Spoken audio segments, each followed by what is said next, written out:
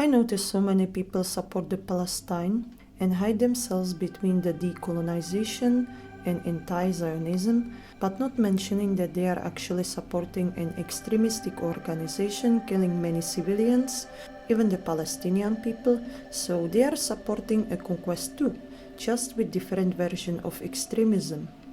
And blaming the Israelis for the brutality of conquest of the British Empire in the past, or nowadays switching the blame of Hamas killing even the Palestinian citizens on Israel.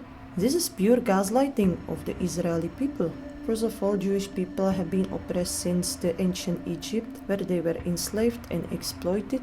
Then they were all kidnapped by the Babylonians and were demanded to pay them taxes, which of course they refused.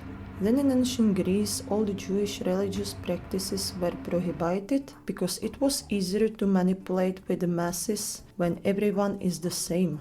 Then the Romans have burned the Temple of Solomon and expelled many Jews from the land, even though some still remained. In medieval ages, in most of the empires and kingdoms then, the Jewish people experienced many pogroms, well, except the Khazarian Empire, which was located in Caucasus. Most of the European people haven't been taught about this empire at schools. It was a kingdom which was formed from the collapsing Mongolian Empire, existing between 7th century AD till 10th century AD, and was located in today's Azerbaijan, Georgia, Dagestan, and it consisted many ethnic groups. The majority were Turkic nomads. Then you had Scythians, Alanians, which had blonde hair, white skin, and blue eyes, sometimes with red hair. Some historic documents say that Khazarian Empire was more benevolent to many religions, ethnic groups, so many Jewish people were migrating there to find safe space to exist. As the Khazarian Empire was located between two strong empires, between the Byzantine Empire and Persia, which was later conquered by the Islamic Caliphate, they had to build a very strong army. And as they were also located on the cross of the trading roads, they could very easily benefit from that for gaining wealth. So each foreigner passing through the Khazaria was obligated to pay tax for crossing through the land. And this is how the empire got enormously rich. In the 9th century, because of the pressure from other empires to have one national monotheistic religion, because Khazaria was located between the Christian Byzantine Empire and the Muslim Caliphate, the Khazarian Empire accepted Judaism as their official religion to gain autonomy. But there is not evidence that all the Khazarians converted to Judaism. Maybe only the kings and aristocrats converted. The Khazarians believed in Tengrism and other forms of paganism, but however, there is an evidence of Jewish influence. One Swedish archaeologist found a Jewish coin in Caucasus. But in 10th century, the empire was destroyed by the Russians completely. So many Khazarian inhabitants, including the Jews, were migrating all over Europe. So again, for the Jewish people it meant facing pogroms and oppression. In medieval ages, Jewish people were prohibited from doing any job. They could not own any property, so the only thing they could do was lending money or to engage in science, because no Christians wanted to lend money, but the economic system needed someone to do that. By this way they could make wealth so easily. And when, for example, the king or some aristocrat owed too much money to the Jews, they simply made pogroms on them. And like this, all these well-known bad rumors about Jews were made. So imagine this is a nation that was facing most oppression, victim blaming, and manipulation in the history. Then with the rise of the nationalism in 19th century, the Jewish question started to be debated. The Zionist movement had the idea about establishing new Jewish state too. Well, all these theories that the Zionists created the state to get rid of the Jews in the Europe, all in the name of the rising nationalism. This narrative you are hearing often from the Pro-Palestine movement. Some say that the idea of building the Jewish state was made because of rise of anti-Semitism in Europe and massive pogrom in Russia in 19th century, and many Jewish people wanted to escape to Europe desperately. Many Orthodox Jews don't like the Zionists because the Judaism prohibits the Jews from building their own state, because along them it's prohibited by the God. There was a narrative of land without people, for the people without land, that Palestine is just a desert, which was a big lie, because there lived already people. Before that, Jews and Arabs lived in peace in the land of Palestine. When I would talk about the Jews in the land of Palestine in that time, there lived mostly the ultra-Orthodox Jews, who didn't cultivate the land, until a group of young Zionists from the Ukraine came to cultivate the land. And this was the first time the Arabs started to get angry about this. After the collapse of the Ottoman Empire, after the First World War, the British Empire, France and Russia divided it to take a part of the land, since they are huge sources of the crude oil, and the land of Palestine belonged to the British Empire. So the British Empire and Zionist movement made a declaration to build a new Jewish state in 1917 in the land of the Palestine. As more and more Jewish people started to move in there, the tensions in Palestine between Arabs and Jews were growing even more. Even though those Jewish settlers were not killing anybody, they were just ordinary people who wanted to live in peace and to escape pogroms. The leader of the Zionist movement, later the Prime Minister of Israel, David Ben-Gurion, urged to build a Jewish state as soon as possible when the Nazis came into the power in Europe, but he didn't succeed. The Palestinians organized several attacks against Jews. They demanded to stop the migration to the Palestine. Even the leader of the Palestinian people, Amin al-Husseini, known as Mufti, collaborated with the Nazis to destroy the plan of the Jewish state. During the Second World War, there was betrayal from the British Empire. They suspended the migration to the Palestine from Europe. Also, all other countries shut the borders, even the US, so the Jewish people had nowhere to escape in these times. The pro-Palestinian movement is representing this map, saying that there was much larger part inhabited by the Arabs. Yes, but on the other hand, in many places of this green area, the Palestinian part, were many places that were inhabitable. In these places there was only desert. After the Second World War, the British Empire started bombing the Palestinian villages in order to move there many European Jews after the Holocaust. There was agreement to divide the territory for the Jewish state and Arab state. The Jewish leader agreed, however, the Arab leader not. By this declaration, this was the end of the British mandate. Right after the establishment of the official Israeli state, the neighbor Arab states, with the support of Palestinians, invaded it. So is Gaza an open-air prison? Is Israel apartheid? So let's look on the definition of the apartheid first. A policy or system of segregation or discrimination on the grounds of the race. And as you can see, there can be apartheid state based on gender. For example, in most of the Muslim states. Good job. Good job, yeah. Money is good. Money good. בסדר גמור. אני עובד, אני יהודי. שאלה טובה, חיים טובים. יש עבודה, יש פרנסה. אין בעיה בין האנשים של היהודים והערבים, אין בעיה. אזרחות ישראלית בוודאות. זה הטבות מבחינת הכל, זה הכי טוב. יחסית למדינות אחרות זה בסדר, יחסית בסדר גמור. As I said before, there was an agreement of dividing the territory to Jewish state and Arab state, but the Arab leader refused. The Palestinian territories belonged one time to the neighbor Arab countries. Gaza belonged to Egypt between 1949 and 1967. The West Bank belonged to Jordan from 1950 to 1967. Till in the Six-Day War, Israel succeeded, but Israel had put hands off the Gaza since 2005, and 1 year later the Hamas gained the elections and it is ruling since then there, as Gaza is full of these Hamas terrorists that could kill anyone if they cross the border, and that's why all the borders with Gaza are closed. Even Egypt had closed its border because they're extremely aware of that. So all they need is security. So then the Egypt must be apartheid state too, if along the pro-Palestine supporters Israel is. I have seen some videos of Gaza. Let me show you. So does this look as a prison? Yes, it is prison, but for women and LGBT people living in Gaza, but blame the Hamas. So you think that you are so anti-colonialist when you support Islamistic movements?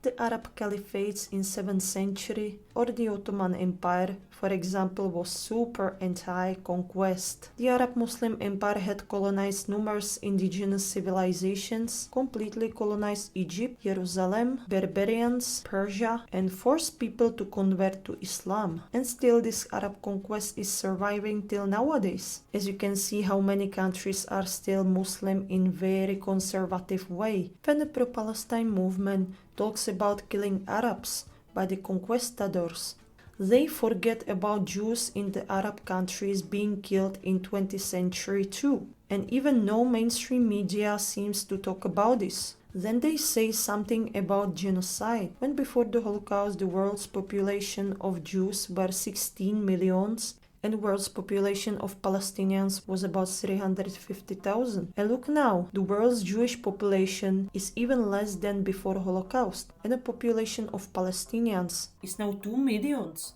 which is 6 times more. So is this genocide? And let me clear one question. Was there even a Palestinian state? The term of Palestine was first time introduced by the Roman Empire to describe this land when the Romans have burned the Temple of Solomon and expelled most of the Jews from there. But this was many hundred years before Islam. This land was always part of some empire. The first time the Arabs invaded the Jerusalem was in the 7th century by 1099 by Christians. Then again in 1187 by Muslims. So did the Jews colonize the land of Palestine? Definitely no. The Jewish people are victims of systemic oppressions since very ancient times. And if you want to blame somebody from the colonization, you should blame the British Empire.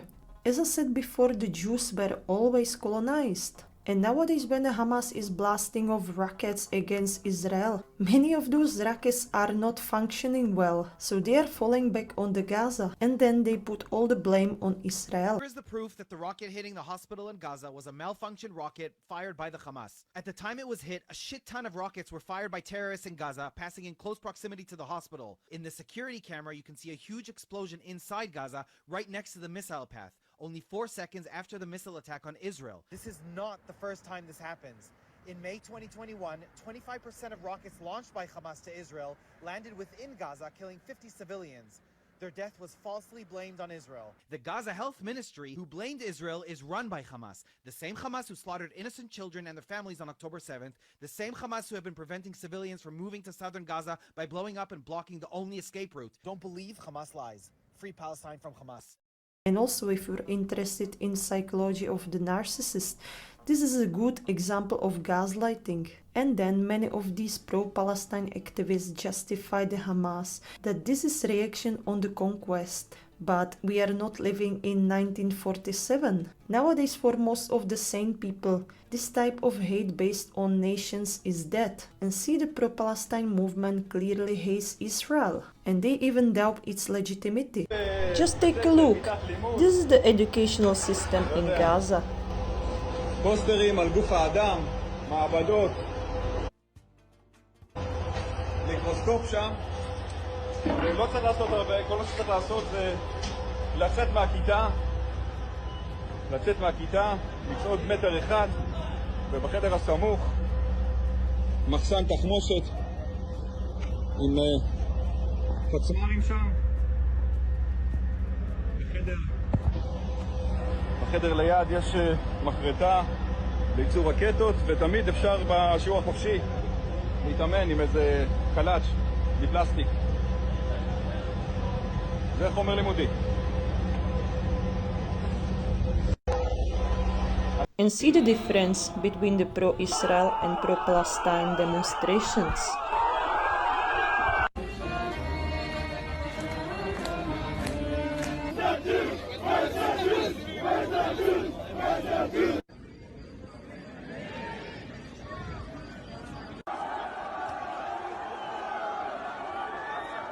All these pro-Palestinians want is to Islamizate the Europe and United States. So I find it very ironic that the queers and LGBT in general support the Palestine, if Islam don't like homosexuals and is segregating women. وفلسطين لوطيا واحد؟ هل ترضون؟ ولا يرضى شعبنا أن توجد مؤسسات للفاحشة ومقدماتها على أرض فلسطين المباركة الطاهرة، ولا يقبل أن تمس أحكام الشريعة بنقص أو تبديل، ولا يرضى بالمناهج المناهضة لأحكام الإسلام. فاقتدوا يا مسلمون برسولكم صلى الله عليه وسلم، وضعوا تحت أقدامكم كل منكر وكل حرام وكل ما يخالف دينكم الإسلام. ومن الفسوق الاختلاط في الجامعات، وقد رأيتم بعض نتائجه بقتل بعض الطالبات في بعض الجامعات العربية. ونؤكد رفضنا وبغضنا لكل مظاهر المثلية والشذوذ، والتي هي اللواط الذي أهلك الله مجرميه بالعذاب الشديد. ونؤكد رفضنا القاطع لوجود المؤسسات التي تدعو إلى الشذوذ والإباحية، ونطالب بإغلاقها فوراً، فهذه وأمثالها من معوقات النصر، وهي سبب في نزول غضب. And take a look at this. Many people are destroying the posters with these kidnapped people. And Broadway, right near Zabar's, I observed him pulling down these posters. These posters were of children who were abducted and kidnapped and taken to Hamas. When I asked him, he said he didn't care. He supports terror. Please do not support this man.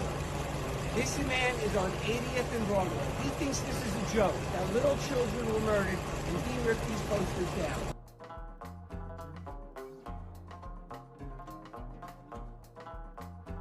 I mean, the world would be much peaceful if the power of big corporations, churches would be reduced to minimum, and to suppress all ideologies based on exploitation and inequality, which also Islamism is. This is the worst version of patriarchy ever.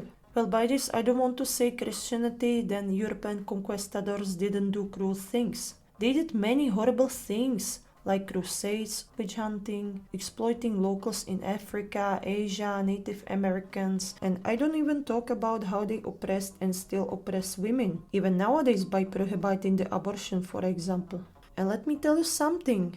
In Africa or in Americas, before the conquest, there existed many rich kingdoms, or in some places, non-binary or let's say androgynous or two-spirit people could even exist without any oppression, and they were even appreciated for their spiritual abilities. But the conquistadors forced them to succumb to the ideology of patriarchy.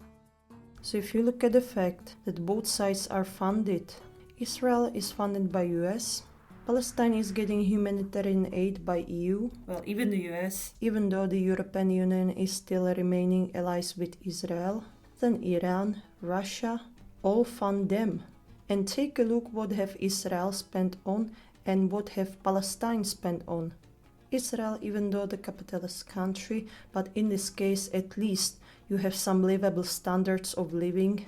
You have human rights, education, clean water, some infrastructure.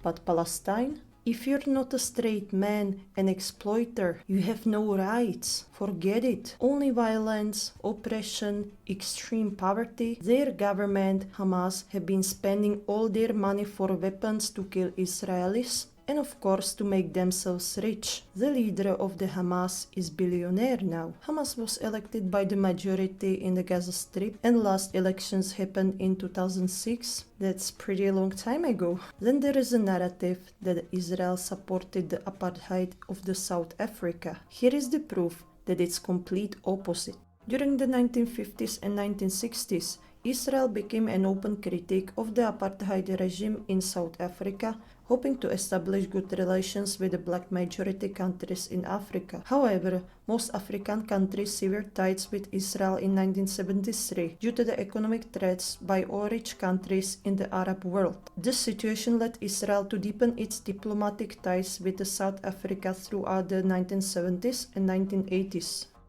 So let me tell you how today's pro-Palestine movement is contradicting itself. And also I saw many LGBT people supporting the Palestine too, which is absolutely nonsense, since in most of the Islamic countries you would get at minimum arrested for the same-sex intercourse. And the patriarchy in those countries is the worst. It seems like most of the supporters didn't get it, because if you have common sense, you would not support an extremistic organization. And when I said on social media that I support Israel, I was immediately labeled as a racist, xenophobic, Islamophobic, conquest supporter, when I carry also the Arabic and Egyptian DNA, and especially when I'm an anti-capitalist and anti-colonialist. It doesn't make sense at all. And also these supporters became the beauty gatekeepers when they had no arguments to prove me wrong.